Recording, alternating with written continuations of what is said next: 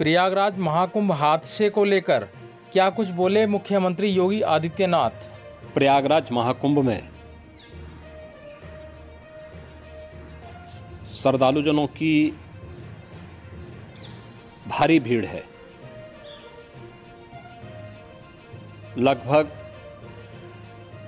8 से 10 करोड़ श्रद्धालु इस समय प्रयागराज के अंदर मौजूद है। कल भी 5.5 करोड़ श्रद्धालुजनों ने महाकुंभ का स्नान किया था। ये जो भारी दबाव श्रद्धालुजनों के कारण और श्रद्धालुओं के संगम नोच पर जाने के कारण वहाँ पर एक बना हुआ है, लेकिन पूरा प्रशासन मौके पे वहाँ मौजूद है।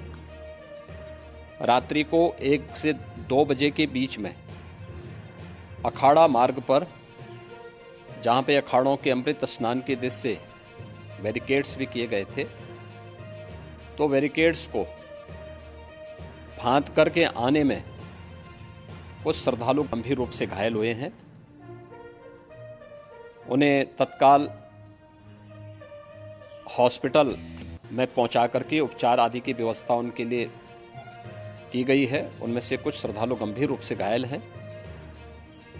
लगातार प्रशासन स्थानीय स्तर पर श्रद्धालुओं की सकुशल स्नान कराने के दृष्टि से रात्रि को कल सायंकाल 6:30-7 बजे से ही मौनी अमावस्या का मुहूर्त प्रारंभ होने के बाद से ही लगातार लगा हुआ है। प्रयागराज में महाकुंभ में श्रद्धालुजनों के सकुशल स्नान करने, अमृत स्नान के लिए देश भर से आए हुए श्रद्धालुजनों की व्यवस्था के लिए, उनके कुशल क्षेम के लिए आदरणीय प्रधानमंत्री जी का प्रातःकाल से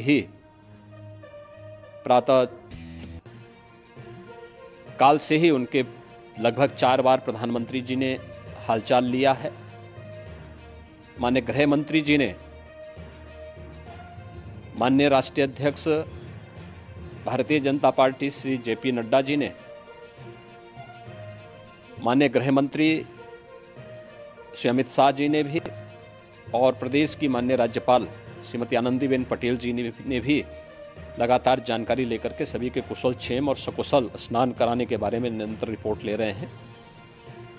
हम लोगों की प्रातःकाल से ही श्रद्धालुजन जो भी आए हैं वे स्नान कर सकें, इसके लिए यहाँ पे उच्च स्तरीय बैठक भी चल रही है, जिसमें मुख्य सचिव भी हैं, डीजीपी हैं, प्रमुख सचिव गृह हैं, मुख्यमंत्री कार्यालय के अपर मुख्य सचिव के साथ एडीजी लॉ एंड ऑर्डर के साथ साथ अन्य वरिष्ठ अधिकारीगण मौजूद हैं। प्रयागराज में हालात वर्तमान में नियंत्रण में हैं, लेकिन भीड़ का दबाव बहुत बना हुआ है। अखाड़ा परिषद से जुड़े हुए पदाधिकारियों के साथ मैंने स्वयं भी बातचीत की है। आचार्य महामंडलेश्वरों से भी, पूज्य संतों के साथ भी मेरी बातचीत हुई है, और पूज्य संतों ने बड़ी ही विनम्रता के साथ इस बात को कहा है कि नहीं, श्रद्धालु जन पहले स्नान करेंगे और फिर जब उनका दबाव कुछ कम होगा और वे सकुशल वहाँ से निकल जाएंगे, तब हम लोग स्नान करने के लिए संगम की तरफ जाएंगे। अभी पहले श्रद्धालु जनों को, चूँकि देश भर से आए हैं, तो इसके लिए उन्हें सभी अखाड़े इसके लिए सहमत हैं और सभी लोग इस व्यवस्था के साथ जुड़े हुए हैं। लगातार इस दिशा में हम लोगों का प्रयास है कि जो अब तक प्रातःकाल से ही आपने देखा होगा, कल मैंने बताया कि कल लगभग 5.5 करोड़ श्रद्धालु कल महाकुंभ का स्नान किए हैं, और आज प्रातःकाल तक लगभग 8:30 बजे तक 3 करोड़ से अधिक श्रद्धालु स्नान कर चुके हैं, और ये लगातार जारी है। लेकिन संगम नोच पर, अखाड़ा मार्ग पर, नागवासुकी मार्ग पर लगातार दबाव बना हुआ है, और वहाँ पर श्रद्धालुजनों की सुविधा के लिए भी हर प्रकार की वहाँ पर प्रशासन पूरी मुस्तैदी के साथ लगा हुआ है। और इसीलिए मेरी अपील है पूरे प्रदेशवासियों से, पूरे देशवासियों से और सभी श्रद्धालुओं से भी, सभी पूज्य संतों से भी कि अफवाह पर कोई ध्यान न दें, संयम से काम लें। यह सब आयोजन सभी लोगों का है।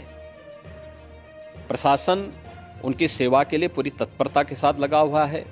केंद्र और राज्य सरकार पूरी मजबूती के साथ वहां पर हर प्रकार का सहयोग करने के लिए तत्पर है।